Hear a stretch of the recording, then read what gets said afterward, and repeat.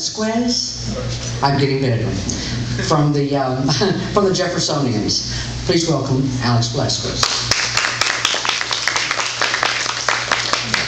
Gene, thank you very much for having us here. All of you members, thank you.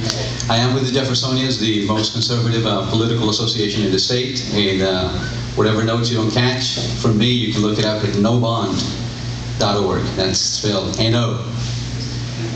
And I'm glad to be here. I love these gentlemen, I really do. Now, if the mayor was to call me and ask me to lunch, I would shuffle everything to meet with them. If these gentlemen call me for lunch, I would look in my calendar and put them in. Only to say that I respect them. I think they're doing a great job. But philosophically, I'm going to share with you several points that you must consider that are already given in this conversation. I'm going to touch on what Mike mentioned about vision, because it all comes to vision. We all view life, we have a worldview based on the glasses we look at. And in this conversation, there's two set of glasses. And that's why we differ in the outcome and in the positions that we take. First of all, taxes. Taxes by nature, you must know, are punitive. Therefore, if you're in the realm of law, before a tax is ever passed, you must be absolutely certain that it has to be passed. Because when taxes are passed, it punishes property owners and workers, men and women, eventually harms families. That's why you must decide that if a tax is going to take money and time out of your resources for your family, that it is absolutely needed. We do not believe that this tax, as presented as a package, should be as a package. Therefore, that's why we're going to strike it down. The amount of money. Fred is going to tell you the numbers. The White is going to show you the fallacies of the Alive project. But when it comes to numbers, we're talking about a starting point of $900 million. That's approximately 18 pallets of $100 bills. That's the burden that if we pass this, will be upon us and upon our children. There's talk about 17 years. In reality, it's more like 30 years. We would all be very surprised. 4 reasons why we should consider not letting this bond pass. The first one is the fact that our mayor has not been listening to us. He invited us to the conversation a year ago.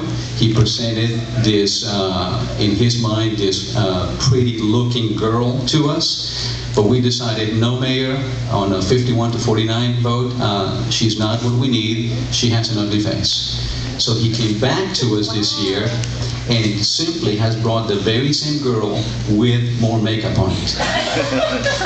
Okay, the point is simply this. And again, I respect the mayor. Now, why in the world he has come to us with the identical proposition, but simply forcing it down upon us simply shows that he has not been listening to us. He's listening to us. He came with one story at first, and then he changed his mind within 2 weeks and decided to split the parish, which was the most horrendous thing for his administration to consider. And therefore, he has not been listening. Secondly, he has placed his wants in front of our needs and above our needs.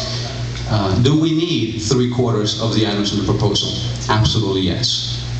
Now, if we had split it, then I would give you some more questions to consider on each one of those items. But the way it is, we have to accept the things that he wants in order for us to get the things that we need. And thereby, he is placing his wants in front of our needs. And simply, 50% plus one of us already believe that that's the case. And that's why we're stating it so in all the polls that have been recently. Third, definition. In political realms, whoever defines words wins the argument. And this is key in this one, because the word progress has been redefined. And it is now to mean that progress is alive. And therefore, if we do not accept or don't like alive, then we are against progress.